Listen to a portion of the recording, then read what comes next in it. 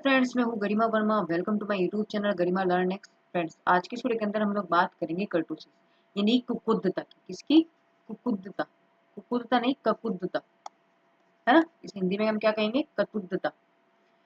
तो इस टॉपिक को स्टार्ट करने से पहले मैं कुछ आपको बता दूं कि इसमें क्या क्या टॉपिक्स आपके बनते हैं। एक तो होता है मीन, यानी कि सबसे पहले हम लोग इसकी बात करेंगे इसकी मीनिंग की, फिर इंपोर्टेंसी की, फिर इसके टाइप्स की। और जो फिर इसके हम लोग क्या करेंगे, मेजर की किस तरीके से कर्टोसिस को मापा जाता है। इसके कोफिशिएंट्स की बात करेंगे, फिर इसका थोड़ा सा ग्राफिकल जो रिप्रेजेंटेशन है उसकी बात करेंगे, और फिर हम इसमें न्यूमेरिकल प्रॉब्लम लेंगे, और फिर हम डिफरेंस को बात करेंगे स्क्यूनेस और कर्टोसिस में। ये काफी आता है एग्जाम्स में, ठीक है ना। थ्योरी में क्वेश्चंस में आपके आ जाता है। तो चलिए स्टार्ट करेंगे आज की इस वीडियो को। तो सबसे पहले बात करेंगे हम लोग कर्टोसिस के डेफिनेशंस की कि कर्टोसिस है क्या। तो पहले हम लोग पढ़ेंगे और फिर हम ग्राफ में जाकर के इसको देखेंगे। तो लाइंस आपसे क्या कह रही है कि kurtosis is a statistical measure that indicate that degree of peakness और flatness of the frequency distributions curve in the comparison to a normal distribution। बात समझ में आई?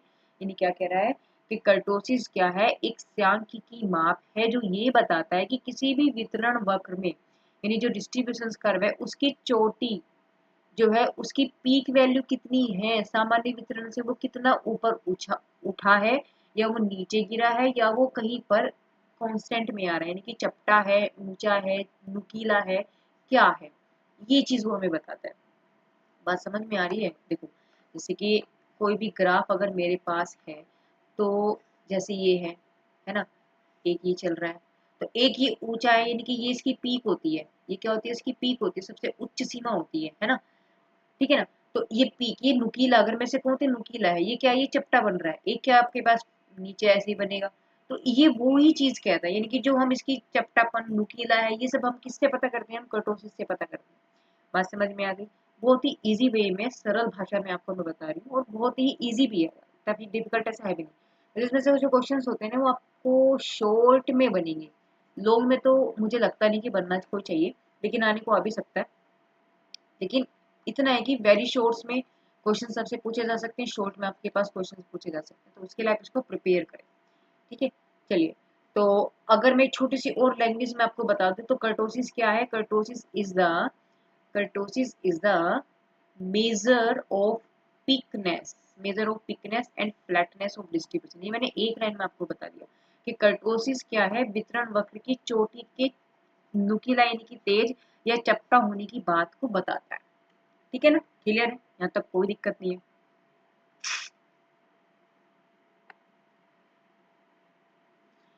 अब हम बात करेंगे कर्टोसिस की जो इंपोर्टेंसी है, यानी उसके महत्व की। तो देखो, पहला पॉइंट क्या है कि shows how picked and flat data distribution is. यानी कि हमें क्या बताते हैं कि डेटा का वितरण कितना तो तेज है, कितना चपटा है, कितना नुकीला है और ये कितना चपटा है, ये चीज हमें कर्टोसिस बताता है। दूसरा, हेल्प करता है डिटेक्ट एक्सट्रीम वैल्यूज में आउटलेयर्स, यानी चरम मान। यानी कि चरम मान क्या होते हैं? चरम मान होते हैं दो, एक तो बहुत हाई और एक बहुत लो, है ना। तो ये दोनों के दोनों जो वैल्यू होंगे, यानी कि सीमाओं पे होंगे। भाई ये वाले मान, कोई भी ग्राफ अगर आपके पास है, तो सबसे नीचा पॉइंट मैंने माना ये है, और सबसे ऊंचा पॉइंट आपके पास माना ये है, तो यही दो पॉइंट हैं जिन्हें हम एक्सट्रीम वैल्यू कहते हैं, सबसे ऊंचा और सबसे नीचा। बात समझ में आ गई? ये वो एक्सट्रीम वैल्यूज होती हैं।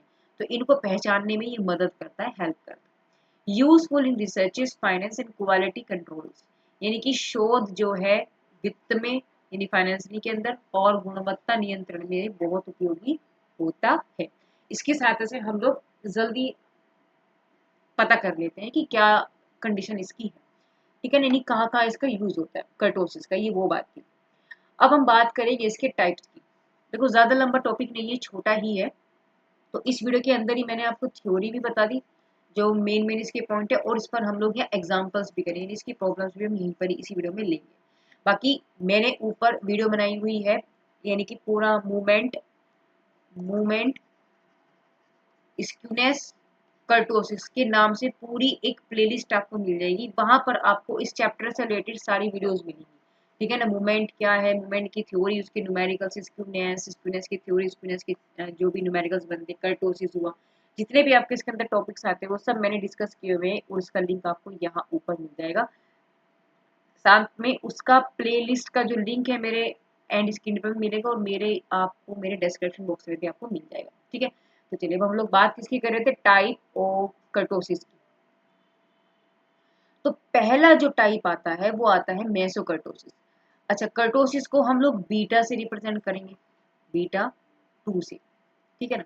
तो यहाँ आप बात करें, अच्छा इसके लिए जो पीक वैल्यू उन्होंने मानी है कि अगर हम कर्टोसिस को जो मानते हैं वो 3 से कंपेयर करते हैं, ठीक है ना, तो 3 के अगर इक्वल आएगा तो आपका क्या है, वो मेसोकर्टोसिस है। और मेसोकर्टोसिस कौन सा होता है, देखो ये देखो मेसोकर्टोसिस ये रहा, यानी कि ये बीच वाला, बीच वाला, समझ रहे हो, नॉर्मल जिसे हम नॉर्मल कहते हैं भाई। नॉर्मल जैसे मैं आपको बताऊं, लड़कियों की हाइट अगर होती है तो नॉर्मल 5'2", 5'3" होती है ना, लेकिन 5'2", 5'2", 5'3" ये नॉर्मल होती है। अगर आपको कोई लड़की देती है 5 फुट की, या आपको मिलती है भैया 5.5 या लगभग 6 फुट की, तो आप इनको अजीब मानोगे, है ना। तो नॉर्मल में तो सब इसी की आती है ना, इस वाली हाइट की, ऐसे बॉयज में भी होता है ना। तो जो नॉर्मल है वो यही है इसका, ठीक है ना। और ये दोनों क्या आपकी पीक वैल्यू है, यानी कि एक पीक है और एक आपकी यानी एक्सट्रीम वैल्यूज है आपके, अगर मैं बताऊं तो आपकी क्या है, यानी कि एक तो अगर मैं 6 फुट की देखूं तो वह 6 फुट की लड़की की जो ग्राफ बनेगा वो ये जाएगा पीक वैल्यू पर, जो 5 फुट की बनेगा वो यहाँ जाएगा, ऐसे ही तो होगा। और बीच में जो आते हैं वे नॉर्मल में आते हैं। तो ये वही बात है, मैंने बहुत एग्जाम्पल से आपको समझा दिया। तो यानी कि अगर बीटा की वैल्यू आपके पास क्या बन रही है, अगर बीटा की वैल्यू आपके पास इक्वल 3 आ रही है, या ग्रेटर टू 0 है, या लेस देन टू 0 है, यानी कि इक्वल 0 है और 3 से बड़ी है, 3 से बड़ी यानी कि 4, 5, 6, 4.5 समथिंग कुछ भी, छोटी का मतलब 2.999, 2, 2.51, ये छोटी वैल्यूज है। इस तरीके की जो वैल्यू आएगी आपके पास तो क्या होना है, अगर इक्वल 3 के है तो मेसोकर्टोसिस बनता है, यानी कि वो ग्राफ नॉर्मल बनता है, यानी सामान्य वक्र वो बनता है, ना तो बहुत ऊंचा बनता और ना ही वो बहुत चपटा बनता। बात समझ में आई, क्लियर है। और अगर वो 3 से बड़ा उसकी वैल्यू आती है, बीटा की वैल्यू अगर 3 से बड़ी आती है तो उसे हम मोर पीक कहते हैं, यानी कि हैवी टेल, लंबा, इसे हम क्या कहेंगे, लंबा। तो ये वाला जो ग्राफ है इसे हम क्या कहेंगे, लेप्टोकर्टोसिस कहते हैं। अच्छा, अगर वो 3 से छोटी वैल्यू आ जाती है तो हम प्लेटिकर्टोसिस कहेंगे, यानी कि यहाँ पर क्या है, ये टेल ये बिल्कुल ही मोथरा सा हो जाएगा, एक तरीके से बांटा, यानी कि 5 फुट की लड़की जो होगी वो किस में आएगी, वो इसमें आएगी। बात समझ में आ रही, प्लेटोकर्टोसिस उसका ग्राफ बनेगा। तो यानी कि सामान्य से अधिक छोटी जो होती है तो वो क्या होगा, वो आपका प्लेटोकर्टोसिस हो जाएगा। तीनों टाइप्स आपको समझ में आए, बहुत इजी है, बहुत सुपर इजी है, ठीक है ना। बस समझते रहिए, कंसेप्ट को करते चले जाइए। चलिए, बात तीनों की कंडीशन समझ में आ गई है। अब हम लोग बात करेंगे कर्टोसिस को निकालने की कितनी विधियां हैं। तो भैया मैं अगर बताऊं तो कर्टोसिस को निकालने के लिए एक तो कार्ल पियर्सन ने अपना फॉर्मूला दिया था। तो कार्ल पियर्सन ने इसको बीटा से रिप्रेजेंट किया था, बीटा 2 से। तो उसने बोला था कि μ4 अपॉन μ2 का स्क्वायर। और μ4 μ2 जो है ये क्या आपके पास, ये सेंट्रल मूवमेंट है। सेंट्रल मूवमेंट बोले तो आपके केंद्रीय मूवमेंट, ठीक है ना। और म्यू2 का आपको पता है, म्यू4 आपके पास फोर्थ है और म्यू2 आपके पास सेकंड है। सेकंड मूवमेंट को हम लोग क्या कहते हैं, इसे हम वेरिएंस भी कहते हैं, सिग्मा स्क्वायर, है ना। और सिग्मा क्या होता है आपके पास, वो होता है स्टैंडर्ड डेविएशन। बात समझ में आई। तो फिलहाल इसकी यहाँ कोई बात नहीं है। तो कार्ल पियर्सन ने अपना फॉर्मूला दिया था, बीटा 2 से रिप्रेजेंट करते हैं μ4 अपॉन μ2 का होल स्क्वायर। सिंपल सा फॉर्मूला, छोटा सा फॉर्मूला, ठीक है। अब दूसरी हम बात करेंगे इसकी कोफिशिएंट की, यानी इसके गुणांक की।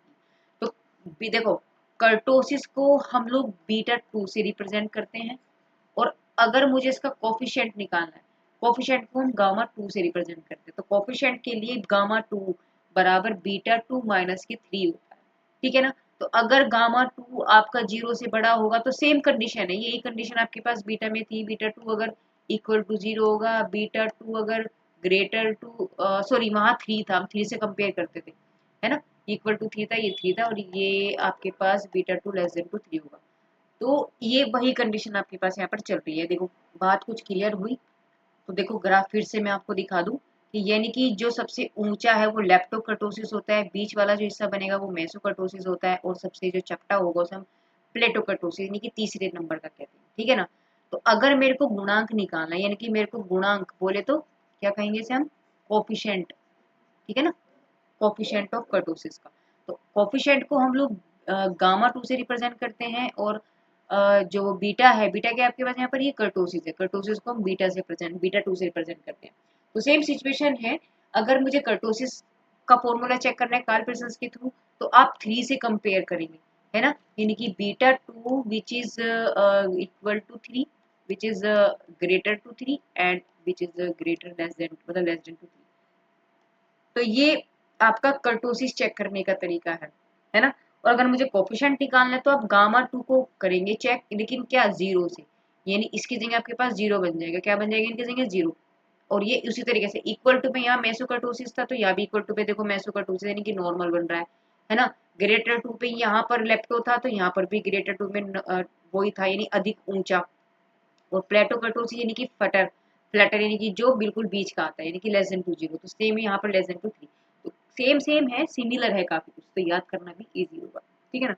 चलिए अब हम लोग बात क्या करेंगे इसकी ग्राफिकल रिप्रेजेंटेशन की। तो एक बार, वैसे मैंने आपको बताया लेकिन फिर भी मैं आपको एक बार बता दूं, तो क्या है, देखो जो मेसोकर्टोसिस है वो सामान्य घंटे के आकार का होता है, मेसोकर्टोसिस सामान्य घंटे के आकार का होता है, यानी कि नॉर्मल बेल शेप कर। अच्छा, कई बार बच्चे सोचेंगे कि मैम की जो प्रेजेंटेशन मिलता है वो इंग्लिश में भी मिलता है और हिंदी में भी मिलता है। भाई वो मैं दोनों में क्यों बनाती हूँ, क्योंकि बच्चे दोनों की रिक्वायरमेंट रहती है। मैं अगर हिंदी में बनाती हूँ, लास्ट टाइम मैंने वीडियोस बनाई थी एलिमेंट्री मैथमेटिक्स की, तो उसमें मुझे काफ़ी कमेंट्स आए थे, वो मैंने प्योर हिंदी में बनाई थी। तो क्या हुआ था, बच्चों के कमेंट्स थे कि मैम काश आप पढ़ा अच्छा रहे हो, बट लेकिन अगर वीडियो आपकी इंग्लिश में भी होती तो शायद मेरे किसी काम की आ जाती।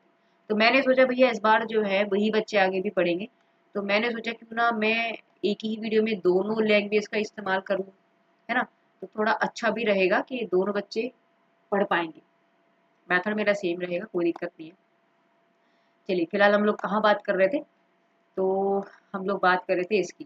तो लेप्टोकर्टोसिस कहाँ होता है, सबसे ऊपर वाला, यानी कि नुकीला, तो जो सबसे लंबा होता है, यानी कि ऊंचा होता है, पतला होता है, और मोटी सी उसकी पूंछ होती है ना। ये मोटी सी पूंछ हो जाएगी, जब लंबा होगा तो भैया पैर तो से चौड़े करने ही पड़ेंगे ना बैलेंस बनाने के लिए, बात समझ में आई। तो प्लेटोकर्टोसिस क्या होता है, आपका सबसे ही छोटा, सबसे ही छोटा, बिल्कुल चपटा, छोटी पतली सी पूंछ, ये आपका क्या होता है, ये होता है आपके पास प्लेटोकर्टोसिस, ठीक है। तो एग्जाम्स की अगर मैं बात करती हूँ, देखो नॉर्मल कर्व को बेस मान करके 3 कर्व के साथ ड्रॉ किया जाता है, डिफरेंस शो करते हैं वहां पर, बात समझ में आई? ये मैंने मेन पॉइंट आपको बता भी दिया कि जो नॉर्मल कर्व है उसे हम 3 से मानते हैं। तो मैंने वही चीज बोली ना कि कर्टोसिस को हम लोग किससे रिप्रेजेंट, हमसे 3 से उसे कंपेयर करते हैं, equal to, greater to and less than to. लेकिन अगर मुझे इसका कोफिशिएंट निकालना है, गुणांक निकालना है, तो उसे मुझे गामा टू को इक्वल टू जीरो से करना पड़ेगा, less than to zero, greater to zero, ये तीनों कंडीशंस मुझे कोफिशिएंट्स की मिलती है, बात समझ में आई। और अगर मुझे कर्टोसिस ही चेक करना है तो हम बीटा से रिप्रेजेंट, उसको बीटा से कम, बीटा को चेक करेंगे 3 से, किससे करेंगे, 3 से, ठीक है, क्लियर है। आप वीडियो को पॉज करके भी देख सकते हो, आप वीडियो को पॉज करके देखें, है ना, स्क्रीनशॉट ले लें, फोटो खींचे, या जैसे भी आपको ठीक लगता है आप करके आप अपने नोट्स को रेडी करें, ठीक है ना। तो चलिए आगे देखें। अब हम बात करेंगे स्क्यूनेस और कर्टोसिस के डिफरेंसेस की, ठीक है ना।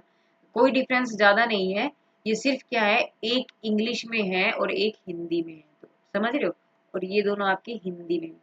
तो मैं देखूं तो मीनिंग, सबसे पहला पॉइंट आपका आता है मीनिंग।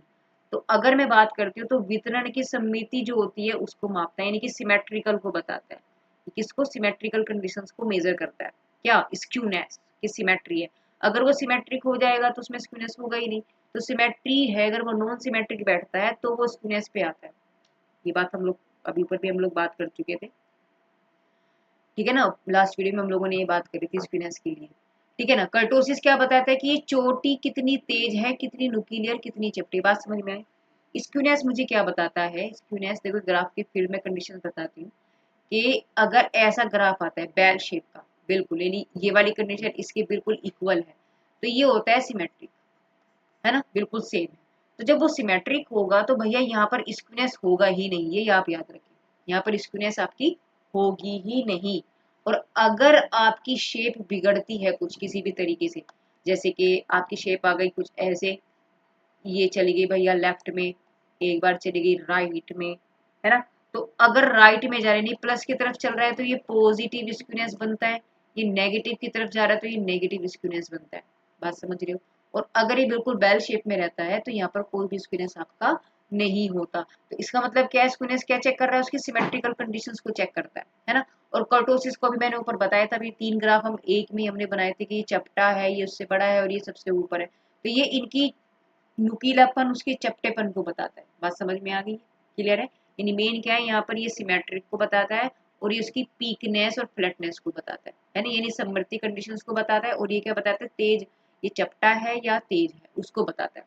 मूवमेंट की अगर हम बात करते हैं मूवमेंट की, तो ये थर्ड मूवमेंट इसमें मेनली रहता है और यानी कि केंद्रीय आघूर्ण पर आधारित है ये तो। और जो कर्टोसिस है वो म्यू 4 पर आधारित है, क्योंकि देखो मैं आपको बता दूं कि अभी हम लोग ऊपर पढ़ चुके हैं कर्टोसिस में, ये कर्टोसिस हम लोग ऊपर पढ़ चुके हैं। देखो यही अभी हमने फॉर्मूला निकाला भी था, देखो ये म्यू 4 पे आता है ना, ये म्यू 4 है। तो कर्टोसिस किस पे डिपेंड करता है, वो म्यू 4 पे करता है। ऐसी स्क्यूनेस किस पे करता है आपका, वो म्यू 3 पे करता है। वहाँ म्यू 3 अपॉन आता है म्यू 2 की पावर 3/2 स्क्यूनेस के अंदर। तो ये इसलिए इसलिए ये म्यू 3 पे डिपेंड करता है और कर्टोसिस जो होता है वो म्यू 4 पे डिपेंड करता है। बात समझ में आ रही है, क्लियर है यहाँ तक। चलिए नेक्स्ट वन को देखते हैं। देखो अगर फॉर्मूला याद होंगे तो आपको ये कंसेप्ट भी सारे क्लियर होते ही चले जाएंगे, कोई दिक्कत ही नहीं है। चलिए अब लास्ट पॉइंट यानी थर्ड पॉइंट का करते हैं, इसका उद्देश्य क्या है। इसका उद्देश्य क्या है भैया, डेटा को लेफ्ट या राइट में स्क्यूड दिखाना, यानी डेटा को बाएं या दाएं झुका हुआ ये चीज बताता है। और कर्टोसिस हमें क्या बताती है, कितना ऊंचा है या नीचा है, चपटा है, मोथरा है। बात समझ में आएगी। यदि ये स्क्यूनेस हमें बताएगा कि इस लाइन के ये इधर जा रहा है या इधर जा रहा है। बात समझ में आई। और कर्टोसिस क्या बता रहा है, कर्टोसिस बता रहा है कि भैया ये कितना नीचा है और ये कितना कितना नीचा है और कितना ऊंचा है। कर्टोसिस हमें ये बताता है, क्लियर हो रहा है। एक एक पॉइंट देखो बहुत मैं डीप करके बता रही हूँ। वो चौथा पॉइंट आता है आपका फोकस का। तो ये इसकी डायरेक्शंस को बताता है कि लेफ्ट है या राइट है, यानी कि डायरेक्शन का मतलब यहाँ पॉजिटिव नेगेटिव आएगा, यानी दिशाएं जहाँ उसकी बाएं दाएं होती है।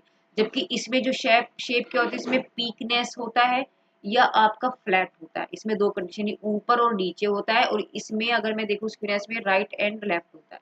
बात समझ में आई। इसकी चोटी पर ज्यादा ध्यान देता है। बात समझ में आई, ये ऊपर नीचे चलता है और ये लेफ्ट एंड राइट चलता है, ये इसका फोकस है।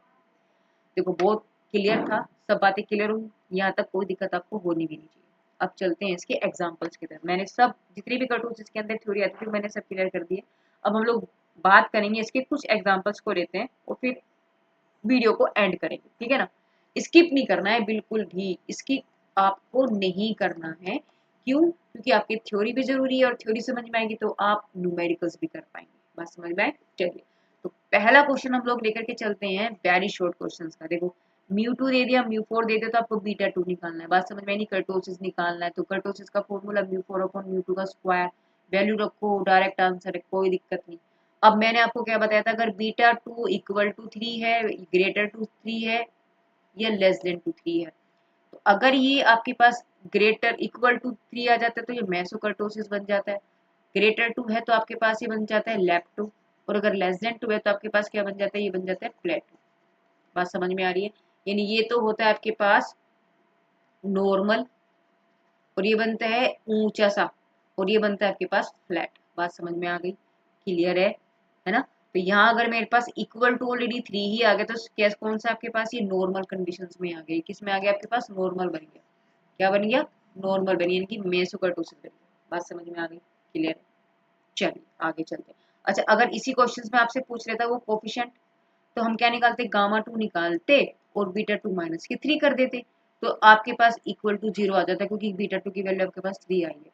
तो फिर क्या, देखो फिर भी मैं बीटा 2 या तो इक्वल टू 0, ग्रेटर टू 0 या लेस देन टू 0, अभी ऊपर हमने पढ़ा भी था। तो इक्वल टू 0 होता है तो भी मेसोकर्टोसिस होता है ना। ग्रेटर टू होता है तो लेप्टो होता है। और अगर लेस देन टू होता है तो आपके पास प्लेटो, तब भी कंडीशन सेम है। बात समझ में आई। तो हम चाहे वो निकाले चाहे वो निकाले, बात वही पड़ेगी। ग्राफ की शेप ये वही बता देगा। चलिए अगला नेक्स्ट क्वेश्चन क्या कह रहा है आपसे, ये कह रहा है भैया आपको कैलकुलेट करना है बीटा 2 और गामा 2। बीटा 2 क्या होता है आपके पास, ये कर्टोसिस है, और गामा 2 क्या आपके पास कोफिशिएंट ऑफ कर्टोसिस है। ये दोनों आपको निकालने हैं, ठीक है ना। तो आपको एफ और एक्स दोनों दे दी। तो देखो क्या करें भैया, मेरे को अगर निकालना है, पहली बात मुझे क्या करना है, बीटा 2 अगर मुझे निकालना है तो वो म्यू 4 अपॉन म्यू 2 का स्क्वायर था क्या। बात समझ में आई। यानी मुझे पहले सेंट्रल मोमेंट निकालने पड़ेंगे। तो सेंट्रल मोमेंट के लिए हमें क्या करना पड़ेगा, देखो मैं आपको कंडीशंस लेकर के पहले बताती हूँ कि क्या करना है। मुझे म्यू2 और म्यू4 निकालने पड़ेंगे, तो म्यू2 और म्यू4 के लिए पहले मुझे ये कंडीशंस निकालनी पड़ेंगी। बात समझ में आई है? यानी x माइनस के x बार, ठीक है ना। और x बार, तो इसका मतलब पहले मुझे क्या निकालना पड़ेगा, x बार निकालना। सबसे पहला काम है मेरा x बार को निकालना। सबसे पहला काम क्या है मेरा, यहाँ से x बार को निकालना। तो x बार निकालेंगे बस सबसे पहले, इसलिए हमने यहाँ पर x बार निकाला है। तो x बार कैसे निकलेगा, आपके पास fx दोनों की मल्टीप्लाई कर दो ना आपस में, यही की यही कर दिया और सबको आप ऐड कर दो। तो कितना निकल जाएगा भाई, 4 तिया 12, 5 पंजे 25, 6 छंग 36, 7 चौक 28 और 8 दूनी 16। बात समझ में आई? ऐड करेंगे तो आपके पास कितना आ गया, 5.85, 20 से डिवाइड करके। तो मीन निकल गया आपके पास 5.85। तो इतना तो हमारा काम हो गया। अब मुझे बनानी है इसकी टेबल। क्या बनानी है, टेबल। टेबल हम कभी भी याद नहीं करते, मैंने आपको पहले भी शायद बताया। हमें एक्स की भी है, हमें एफ की भी। जो जो रिक्वायरमेंट हमारे पास फॉर्मूले के अकॉर्डिंग आती चलती है ना, उसको हम यहाँ पर ऐड करते चले जाते हैं बस। तो फॉर्मूला आपसे क्या कह रहा था, फॉर्मूला आपसे ये कह रहा था कि आपको x माइनस एक्स बार निकालना है। आपको क्या निकालना है, x माइनस के एक्स बार निकालना है, फिर इसका स्क्वायर निकालना है, और आगे आपको क्या चाहिए, 4 भी चाहिए। तो आप x माइनस एक्स बार की पावर क्या करेंगे, 4 भी निकालें, यानी इसी का स्क्वायर कर दो। चलो, तो क्या करेंगे भैया, f माइनस के एक्स बार आपके पास अभी ऊपर हमने क्या निकाला है, एक्स बार क्या आया आपके पास, यहाँ फिर से देख लेते हैं, 5.85 आया। एक्स बार कितना है आपके पास, 5.85 है ना। एक बार दिखा देती हूँ मैं आपको, ये रहा। क्लियर है बात, 5.85। तो इसको आप माइनस कर देंगे यहाँ से। तो x माइनस के एक्स बार निकाला, यानी इसमें से मैंने 5.85 माइनस कर दिया। Every element minus by 5.85, you will get minus के ये वैल्यू, ये निकल गई सारी वैल्यूज। ठीक है, हमें यहाँ पर ऐड नहीं करना, इसको जरूरत ही नहीं है। अब मुझे फॉर्मूले चाहिए था, एक तो स्क्वायर चाहिए, एक मुझे पावर 4 चाहिए, तो मैंने इसी का कर दिया स्क्वायर। ठीक है, और इसका स्क्वायर करने के बाद, क्योंकि मुझे इसमें एफ की भी तो मल्टीप्लाई करनी है, देखो इसमें स्क्वायर में मुझे एफ की मल्टीप्लाई करनी है, तो इसी में मैंने एफ की मल्टीप्लाई कर दी, ये इसके साथ इसमें मल्टीप्लाई कर दी, तो मुझे ये मिल गया। बात समझ में आई? डेटा आप अपने आप निकाल लोगे, कोई प्रॉब्लम नहीं है, कैलकुलेशन आप आराम से करेंगे। कैलकुलेटर के बिना आप नहीं करेंगे, कैलकुलेटर आपको अलाउड होता है। ठीक है ना। देखो जितने क्वेश्चंस आप करोगे, जितनी प्रैक्टिस करोगे, उतने ही आपका कैलकुलेटर पे उंगलियां, जो फिंगर्स है ना आपकी, वो सेट हो जाएंगी और फिर स्पीड बनेगी। ठीक है ना। तो क्या करेंगे आप यहाँ पर, स्क्वायर करने करेंगे, तो आपने इसका स्क्वायर, इसी स्क्वायर में आपने एफ की मल्टीप्लाई कर दी। बात समझ में आई? ये वाला आपका निकल गया। अब मुझे क्या चाहिए, देखो अब मुझे चाहिए यहाँ पर एक्स की पावर 4, मुझे क्या चाहिए, एक्स की पावर 4 इसके अकॉर्डिंग। तो जब मुझे एक्स की पावर, एक्स माइनस एक्स बार की पावर मुझे 4 चाहिए, तो आप क्या करेंगे, आप इसका स्क्वायर कर देंगे। सिंपल सी बात है, इसका स्क्वायर कर दो भाई। इसी का आप देखो, एक्स का स्क्वायर है और मुझे अगर पावर 4 निकालनी है, तो एक्स स्क्वायर का अगर मैं स्क्वायर कर दूं, एक्स की पावर 4 ही तो बन गया। गुणा में घाते जुड़ जाती है, तो आपके पास पावर 4 ही तो बन गया। तो बस, तो मैंने इसी का स्क्वायर कर दिया। ठीक है, बात समझ में आई? इसका ही क्या कर दिया मैंने, इस वाले का मैंने क्या कर दिया, स्क्वायर कर दिया। तो आपके पास ये डेटा बन के आ जाएगा। अब इसमें आपको किसकी मल्टीप्लाई करनी है, आपको इसमें करनी है एफ की मल्टीप्लाई। ठीक है, तो आपके पास ये बन जाएगा। बस आप डेटा निकालें, इसको सम करें, और आपको एफ वाला सम करना है। यहाँ पर भी आपको एफ का सम करना है, बाकी इससे अलग आपको किसी भी सम की जरूरत नहीं है। उठाओ और वैल्यू रख दो। तो आप जब म्यू2 निकालोगे, जब आप म्यू2 निकालोगे, तो क्या बन जाएगा आपके पास, देखो क्या बन जाएगा, एफ इंटू ये वैल्यू आपने कहाँ निकाली है, ये रही, ये रही, है ना। और एफ समेशन है आपके पास 20 है, तो डिवाइड करके आपके पास वैल्यू निकल गई। म्यू4 निकलेगा इसके अपॉन ये वाला, तो ये वाली वैल्यू निकल गई। ठीक है, अब हमें क्या निकलना है, दो वैल्यूज हमारे पास हैं। अब तो सिर्फ हमें कैलकुलेट करना है, β2 म्यू4 अपॉन म्यू2 का स्क्वायर, बस कैलकुलेट करो, अप्रोक्स वैल्यू निकल जाएगी। और गामा 2 निकालना है, तो β2 में से -3 कर दो, तो वैल्यू ये बन जाएगी।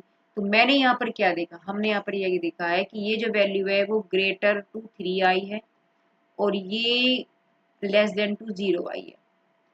ये तो उसने पूछा था, बस हमें β2 और गामा 2 निकालना है।